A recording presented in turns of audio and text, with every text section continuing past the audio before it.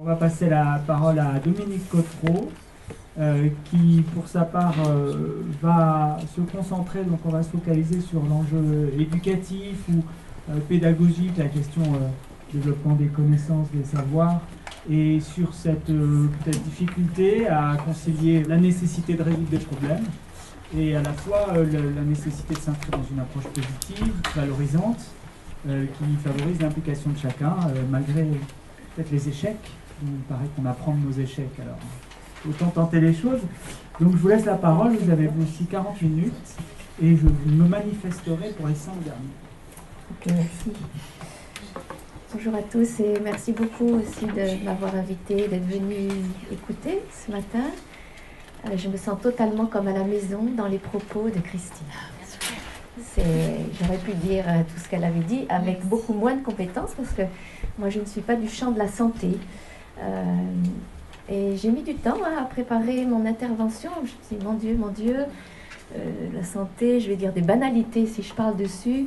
Donc je me suis plutôt positionnée sur l'éducation, de façon un peu globale, même si je prendrais des exemples issus de l'éducation à l'environnement, parce que c'est mon cœur de métier, l'éducation à l'environnement.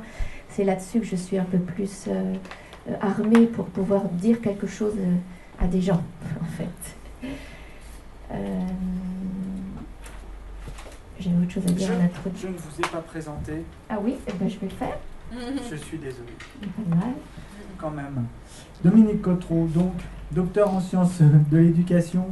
Vous êtes consultante formatrice, vous êtes professeur associé à l'unité de Tours, Université François Rabelais. Voilà, c'est à ce titre que vous intervenez, je suis désolé. C'est pas grave. Je me disais que peut-être on avait fait au début puis que je n'avais pas entendu. Mais non, c'était pas le cas, je viens de réaliser. J'ai cette double posture d'être à la fois, de triple posture, d'être dans l'enseignement, dans la recherche et encore dans la pédagogie, l'action de terrain. Justement sur ces deux champs d'intervention dans lesquels je suis, l'université et la SCOP, une coopérative d'activité. Alors, ça m'a fait interroger en fait sur le mot positif. Je me suis rendu compte que j'utilisais ce mot-là de façon un peu spontanée, de temps en temps apporter des images positives et un peu de bien-être dans ce monde de brusque là. Et le fait qu'on me sollicite sur ce titre-là, inscrire l'action éducative dans une approche positive, je me suis dit tiens, belle occasion que de se poser sur le mot approche positive, sur cette expression de l'approche positive. Qu'est-ce que c'est que l'approche positive finalement? Et donc c'est un peu cette réflexion que je vous invite à partager et sur laquelle après on pourra discuter. Parce que finalement c'est assez nouveau, l'approche positive en éducation. Ça fait pas très longtemps qu'on en parle et c'est né un petit peu en réaction à l'approche par le catastrophisme. Je pense que c'est pour ça que cette quatrième journée, cette quatrième matinée de Bordeaux vient maintenant, à la fois en éducation à la santé et à l'environnement, qui réduit l'environnement dans son acception de problème, aujourd'hui, parmi les multiples définitions que donne Lucie Sauvé sur l'environnement, il y a notamment l'environnement problème, mais il y en a 14 autres conceptions de l'environnement, donc penchons-nous aussi sur les autres conceptions de l'environnement, et la santé sur son versant maladie. Eh bien moi je me suis arrêtée un petit peu sur ce qu'éduquer veut dire, parce que mine de rien, ça vaut le coup quand même de se réinterroger sur ce qu'est l'éducation. Parfois aujourd'hui on la mélange un petit peu avec l'information, la communication, et on peut la réduire à la sensibilisation même, si ce sont des étapes incluses dans l'éducation. L'éducation ne se réduit pas à ça. Éduquer n'est pas dresser.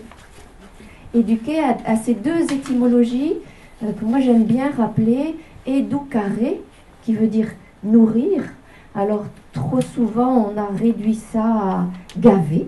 On a dit que l'école était un lieu où on gavait les enfants de savoir, mais il ne faut pas oublier que le nourrissage, c'est aussi l'allaitement maternel pour faire grandir le petit bébé. C'est aussi ce qu'on met dans l'assiette de nos enfants pour les faire grandir et être en bonne santé. Donc on peut nourrir de savoir, on peut nourrir de soins, on peut nourrir d'expérience. Nourrir, c'est aussi le propre de l'éducateur dans son sens large, qu'on soit parent, qu'on soit enseignant, qu'on soit formateur, qu'on soit animateur, qu'on soit issu de l'éducation populaire, qu'on soit de toutes les formes d'éducation, formelle, non formelle et informelle. Et puis c'est aussi educere, l'autre racine étymologique qui veut dire conduire, amener hors de. Donc accompagner un être d'un état à un autre état. D'un état qui est inacceptable, qu'on ne veut pas, qui est peut-être l'état d'enfance, l'état de dépendance, une situation inconfortable. On peut mettre tous les points de départ à un état, mais toujours, quand on est dans une posture d'éducation, on est dans une posture où on pense qu'il y a mieux ailleurs, autrement, ou en étant un autre. Même si on est dans l'accompagnement, il faut toujours qu'on ait ça en tête. On est pour le changement. Et donc ces deux, on est plutôt là dans des visions positives d'épanouissement, d'enrichissement ou d'émancipation, plutôt que dans des visions négatives, en revenant à cette définition de l'éducation. Vous me direz après si vous êtes d'accord avec ça. Et c'est un peu avec les éducations A qu'on a changé un peu les postures éducatives. Avec les éducations A, on est passé dans un paradigme utilitariste de l'éducation, à viser résolution de problèmes, à objectif changement de comportement et parfois, alors pas tout le temps, mais c'est une des limites dont il faut se méfier, dans une approche plutôt behavioriste, c'est-à-dire on provoque quelque chose en espérant qu'on aura cette réaction. Vous connaissez sans doute le behaviorisme. On est dans le comportementalisme pur et dur où si on fait cette action, on espère que l'autre va apprendre ça, va changer ça, va devenir ça, va avoir tel comportement, tel geste à la maison. C'est une vision très normative de l'éducation et c'est une vision par la négative. C'est-à-dire on veut réparer, on veut colmater. Vous en avez sans doute parlé pendant 3 jeudis, mais j'avais besoin, moi, de les renoter.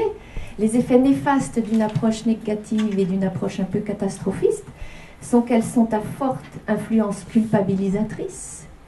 Vous ne faites pas bien, donc il faut que vous appreniez à faire autrement. Elle est manipulatoire, donc elle est aliénante.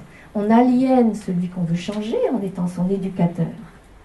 C'est une prise de pouvoir sur l'autre quand on agit comme ça. Ces critères sont le rendement et l'efficacité. Et là, la fin va justifier tous les moyens.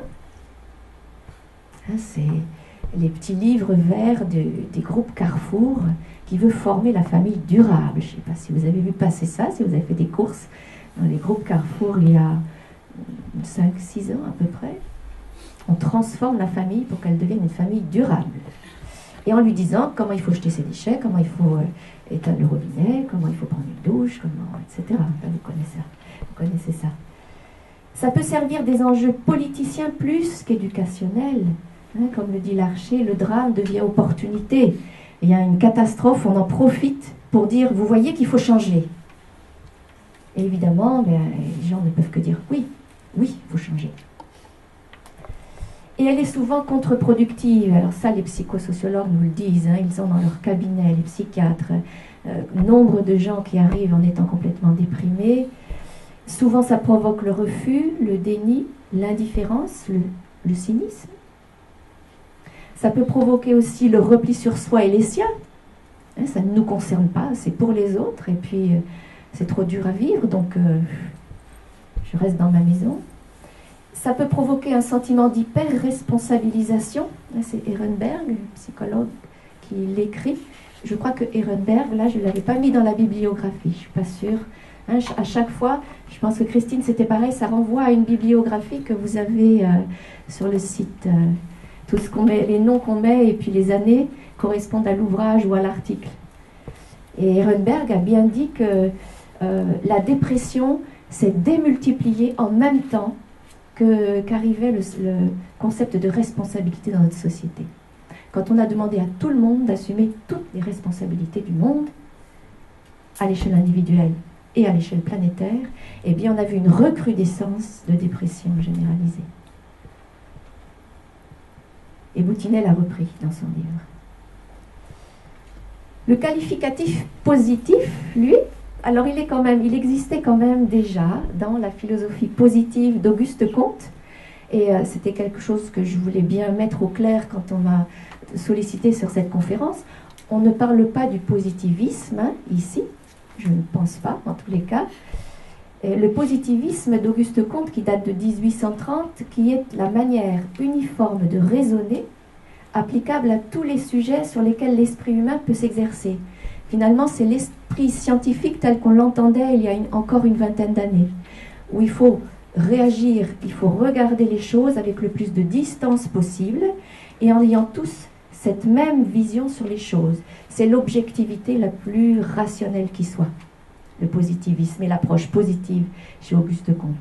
Or, c'est plus là-dessus qu'on est aujourd'hui. Hein, on a une renaissance du mot depuis les années 2000 et une redéfinition, notamment, justement, qui a grandi entre cette société du risque, bien définie par le Ricbeck. On est entré dans une société du risque parce qu'on se rend bien compte que toute la technologie qu'on a construite ne nous protège plus. Elle nous a même mis dans des situations de catastrophes nouvelles qui n'existaient pas auparavant, dans des situations d'incertitude et de danger. Et en même temps, et ça c'est notamment le sociologue Maffesoli qui l'étudie très bien, à côté de ça, on est aussi en train de construire une société dionysiaque, c'est-à-dire une société où on veut absolument s'enfermer dans le bonheur, dans l'être ensemble, dans profiter des liesses, des foules, des joies, des fêtes. Et il l'a très bien décrit, notamment autour de la Coupe du Monde où les Français ont gagné. Là, je ne sais plus en quelle année c'était. En 98, c'est ça. Où tout le monde était dans la rue, même ceux qui n'aimaient pas le foot. C'est le symbole de la société dionysiaque d'aujourd'hui. Donc, d'un côté, on a tous très peur. On est tous plongés dans l'incertitude. Et d'un autre côté, peut-être en réaction à ça, eh bien, on fait la fête au maximum. C'est la société, hein, c'est pas forcément chacun d'entre nous. En psychologie aussi, on a inventé, et notamment aux États-Unis, c'est là-bas que sont les travaux les plus conséquents, la psychologie positive, justement en se disant que la psychologie ne fait qu'étudier ce qui ne va pas, et ne fait que donner des soins, des thérapies pour lutter contre ce qui ne va pas. Eh bien, ils se sont dit, entrons dans une étude scientifique de ce qui va bien dans la vie, de ce qui fait le meilleur de nous-mêmes. Et donc, ça nous aide, nous, éducateurs, à savoir comment on prend les gens de manière à ce que on les aide plutôt à se sentir bien et non pas écrasés par les problèmes. Et puis, je l'ai trouvé aussi chez Jacques Attali, par tout hasard, qui a écrit un livre, me semble-t-il, sur l'économie positive. En tous les cas, il fait des conférences sur l'économie positive. Et l'économie positive, c'est une économie où les objectifs sociaux et environnementaux ne sont plus perçus comme des contraintes, mais comme des valeurs en soi. On est plus ou moins d'accord avec Jacques Attali. C'était juste pour repérer cette montée de l'approche positive dans notre société. Ras-le-bol de souffrir. Je vous ai mis quelques mots associés à l'approche positive. Bonheur, beauté, joie. Et beauté, c'est la beauté de façon générale. Beauté dans le monde, c'est pas juste se regarder dans le miroir et se mettre du fard aux paupières. Optimisme, humour, fierté, créativité, bien-être, paix, satisfaction, motivation, envie, désir, intérêt, appétence, amour, etc. Et peut-être que dans nos objectifs, toutes bêtes, là, ou dans nos finalités, on pourrait utiliser des mots comme ça plutôt que des mots exclusivement négatifs. Je vous donne quelques résultats de recherche en psychologie positive. C'est une diapo que j'ai construite à partir d'un livre de 800 pages. Il y a énormément de recherches maintenant sur la psychologie positive, notamment aux États-Unis. Ça commence juste en France. Ça veut dire que si vous avez envie de creuser là-dedans, je vous invite à aller dans ce livre-là, dans la collection de Bouek, à Bruxelles. C'est de Bouek, peut-être on dit, en belge. Les émotions positives favorisent la mobilisation des ressources personnelles, l'investissement d'énergie, encouragent la flexibilité d'esprit, on va avoir de la souplesse face aux choses qui nous arrivent, la créativité, fondamentale, et les comportements prosociaux et d'aide. Face à un problème, elles élargissent le répertoire cognitif et comportemental dont l'individu dispose. La confiance en ses propres capacités et l'attente de résultats positifs sont des moteurs de l'engagement, de la persévérance face aux obstacles. Je pense que c'est bien en cohérence avec ce que disait Christine. La motivation intrinsèque est basée sur 3 besoins psychologiques. Le besoin de compétence, ça veut dire qu'on a besoin d'apprendre et de se sentir apte à, quels que soient les âges de la vie, on est bien dans une éducation tout au long de la vie. Le besoin d'autonomie, pouvoir piloter soi-même tout en se sentant quand même en interdépendance avec les autres. Et le besoin d'affiliation et d'évolution dans un environnement sûr et favorable. Aller habiter à l'ouest de Paris. Je ne sais pas s'il y a accès après au diaporama, si tout le monde peut avoir accès au diaporama. C'est pour ceux qui prennent des notes, parce que tout écrire c'est long. Hein. On est désolé. Et Ilona Boniwell, ces psychologues positifs, là, donne cette définition de l'éducation positive. L'éducation positive tente à développer les compétences de bien-être, d'épanouissement et de fonctionnement optimal chez les enfants, les adolescents et les étudiants, ainsi que chez leurs parents et au sein des institutions éducatives, réunissant ainsi fonctions préventives et fonctions habilitantes ou développementales. Donc on est à la fois dans la prévention et dans l'éducation, l'accompagnement au changement. J'en ai fait ma propre définition pour l'éducation à l'environnement que je vous soumets, mais chacun peut avoir la sienne.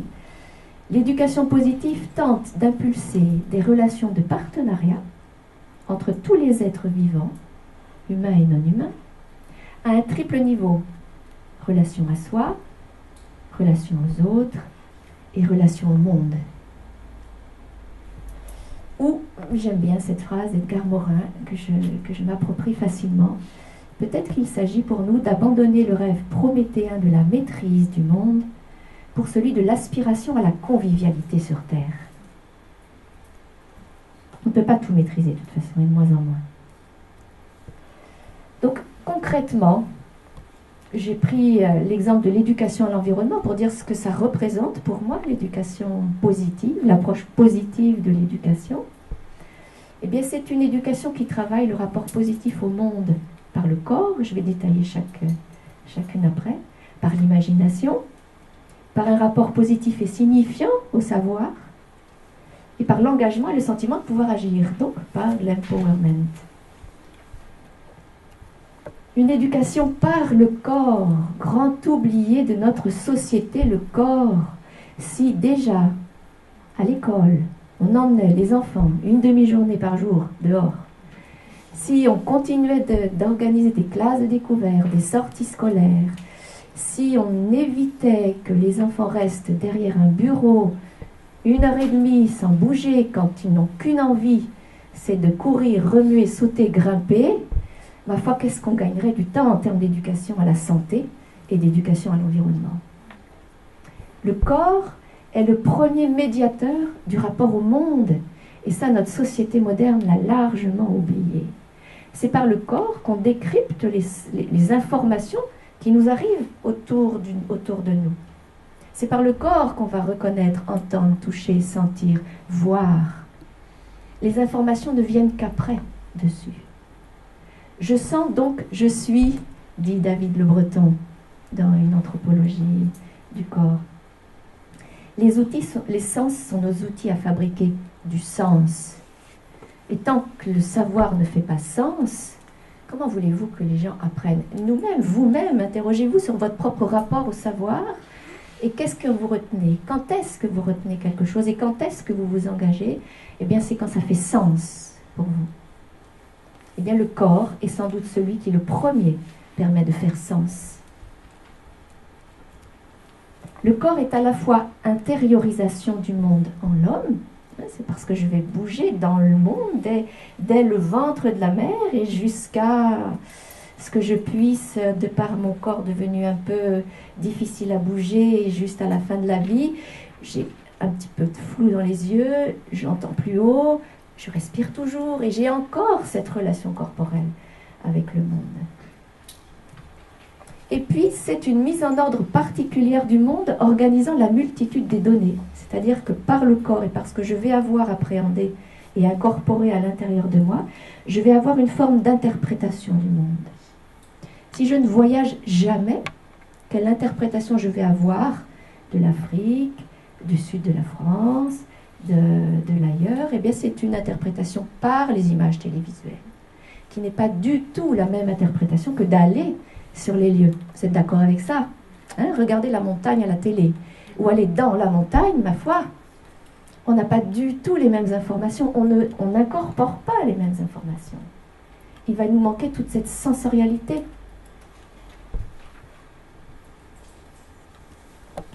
Le corps permet l'enracinement physique de la pensée. Le savoir va s'ancrer sur le corps. On va retenir bien mieux quelque chose si on est à faire dans le lieu, dans un contexte, que si on écoute un exposé comme on est en train de nous faire là. Bon, c'est le mode conférence qui veut ça. Il permet l'appropriation des milieux de vie, et quand on va faire avec des populations l'évaluation de l'impact, par exemple, d'un habitat sur sa santé, eh bien, ça va être beaucoup plus performant que si on les met dans une salle à dire voilà ce que vous vivez, voilà ce que vous recevez, plutôt que de les faire travailler. Le développement, il permet aussi le développement du sentiment d'habitabilité et d'appartenance. Donc pour développer le pouvoir agir, il faut d'abord se sentir appartenir à un lieu, à un territoire, à une communauté, à une problématique locale. Il permet, l'espace approprié contribue à l'identité de l'individu et procure un sentiment de sécurité. Tant qu'on ne sait pas approprier un espace, eh bien on le regarde avec un peu plus d'inquiétude parce qu'on ne le connaît pas.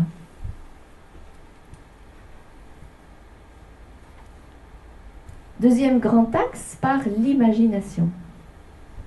Donc ça, c'est parce que bien souvent, que ce soit en éducation à l'environnement ou en éducation à la santé, on pense d'abord au savoir qu'on a envie de transmettre, en oubliant que peut-être avant le savoir, il y avait d'autres formes d'éducation qui étaient fondamentales. C'est pour ça que j'en parle, le corps, mais aussi l'imagination créatrice. L'imagination, c'est la faculté de créer des images.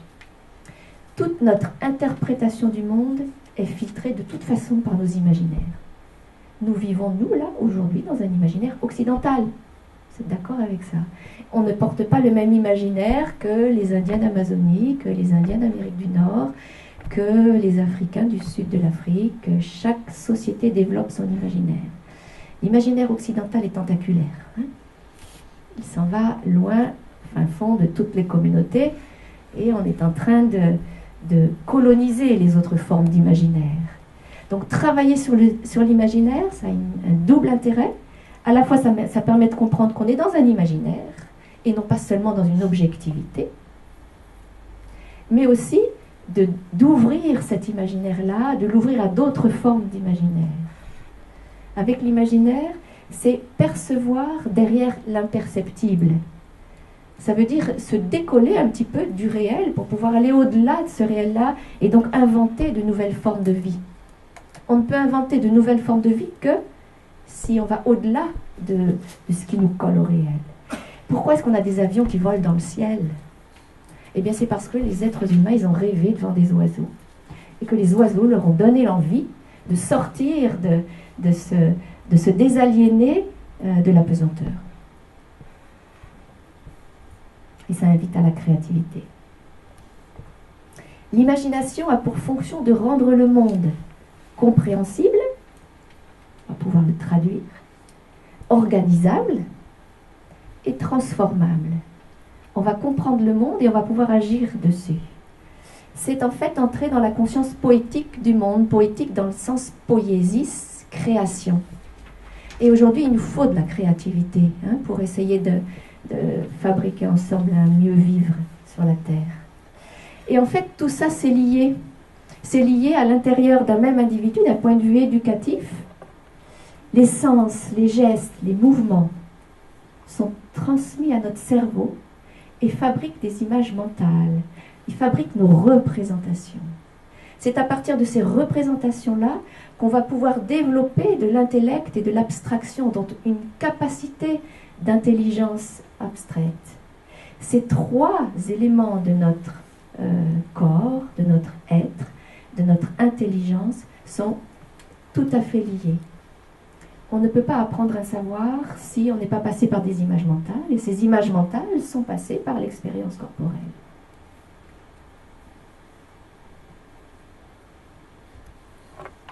Alors l'imagination, concrètement, c'est utiliser la pédagogie artistique, notamment, dans ce qu'elle exprime de la relation à soi, aux autres, au monde, à la fois dans sa capacité créatrice et aussi dans la visite des œuvres des autres artistes, y compris sur les champs de l'environnement et de la santé, j'imagine. C'est possible. Par le rapport au savoir, par un rapport au savoir positif et signifiant, je disais tout à l'heure. Le savoir, s'il est imposé sans qu'il y ait aucun questionnement, il ne sert à rien. Il glisse sur le ciré comme l'eau. On le retient ponctuellement parce qu'on est dans une situation scolaire, universitaire, où il faut rendre des comptes, et puis, oups, très vite, on le met de côté parce qu'on a autre chose à faire qu'à retenir des savoirs sur lesquels on ne s'est pas questionné. Il doit survenir d'un besoin, d'une curiosité, d'une question. Il doit être porteur de sens. Le sens est plus fondamental que le positif ou le négatif du message, dit Bernard Charlot, des sciences de l'éducation. Or, il n'y a de sens que du désir. Ça veut dire que si vous n'avez pas créé le désir chez les publics avec lesquels vous travaillez, ils sont très gentils avec vous parce que dès qu'on sort de l'école, ça se passe bien, souvent. Et même à l'école, ça se passe bien aussi. Mais ils ne retiendront pas forcément, ou ils n'agripperont pas forcément, ou ils ne s'en serviront pas forcément, ce savoir-là. Il faut donc donner l'appétence, éveiller la curiosité, préparer le terreau du questionnement en amont. Ça demande du temps, ouais, ça vous allez le dire, ça demande du temps, ça demande des démarches de projet, ça demande des démarches d'investigation, des démarches de recherche, et le temps en éducation, je ne sais pas vous à la santé, mais nous à l'environnement, on court avec, on court après. Quand j'ai commencé les premières classes de mer que j'ai animées, elles duraient 21 jours. Historiquement, les premières classes de neige duraient 28 jours. Un premier docteur qui a emmené les enfants à la neige parce qu'ils n'allaient pas bien dans les villes, ça durait 28 jours. Quand tout va bien, les enfants partent 5 jours en classe de découverte. Quand tout va bien, on accompagne des structures sur des projets de 3 demi-journées. Oh, quel beau projet vous avez là, 3 demi-journées. Je pense que nous avons un travail de résistance à faire pour pouvoir faire durer les projets. Parce qu'on ne sert pas à grand-chose. Peut-être un petit déclic, peut-être vous donner le goût, mais si derrière rien n'est repris, c'était bien, mais c'était court. Le travail en groupe, la coopération entraîne une augmentation aussi de la concentration et du plaisir, le socioconstructivisme. Donc faire aussi travailler, c'est en plus une éducation au travail communautaire. Et enfin, quatrième axe, par l'engagement et le sentiment de pouvoir agir. Je me suis dit, je ne vais pas m'y étaler, puisque Christine va en parler très longuement, mais en effet, le sentiment de pouvoir agir, croisé avec le vouloir agir, aussi du vouloir pour agir, et du savoir, parce qu'on n'ose pas y aller quand on ne sait pas si on sait. En fait, bien que tout le monde sache quelque chose, quand ces trois agirs-là sont bien combinés, eh bien c'est sûr qu'on redonne de l'élan à l'approche éducative. Par les histoires de vie, j'ai rajouté cette petite diapo-là, c'est un peu sur le conseil d'Anne, parce que c'est aussi explorer les potentialités, ses désirs, ses obstacles, et produire ainsi sa vie en réduisant les injonctions et impératifs sociaux. Les histoires de vie sont une technique aujourd'hui largement utilisée en formation d'adultes pour se réapproprier le sens que l'on a envie de donner à sa vie, dans son rapport à soi, aux autres et au monde. Les récits de vie, les témoignages de vie, les témoignages d'expérience régulièrement ou à la fin de sa vie, peu importe, redonnent un sentiment de pouvoir agir, permet de pointer là où sont nos forces, là où on a envie d'aller, là où sont nos désirs, et donc de dire non à un état des lieux pour dire oui à un autre état de vie.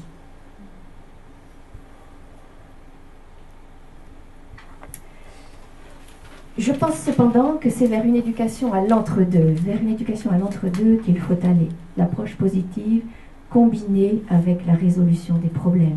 Parce qu'en effet, la liste des problèmes, si vous étiez aux autres matinées, on vous les a faites, j'en ai vu quelques-unes, là c'était un tableau assez... quand on rentre à la maison, allez on se boit un petit apéro, si on ne veut pas se pendre. Une éducation positive ne fait pas abstraction de ce qui pose problème. C'est pas ça. Et même les psychologues de la psychologie positive disent que ce n'est pas tout va bien dans le meilleur des mondes. La déstabilisation cognitive est nécessaire à tout apprentissage. Il faut que ça résiste. Il faut qu'on se frotte à certaines contraintes. Il faut qu'on soit de temps en temps posé face à nos limites, puisqu'on a envie d'apprendre tout le temps et qu'on a besoin d'apprendre tout le temps. Le bien-être psychologique est associé à la recherche de défis forts, nous disent aussi ces psychologues-là. Donc on a des défis à relever. Plus un être est complexe, plus il se construit par organisation, désorganisation permanente. Et au moment de la désorganisation, évidemment, ça fait rupture. On est inquiet, on est anxieux, on ne sait pas si on va y arriver.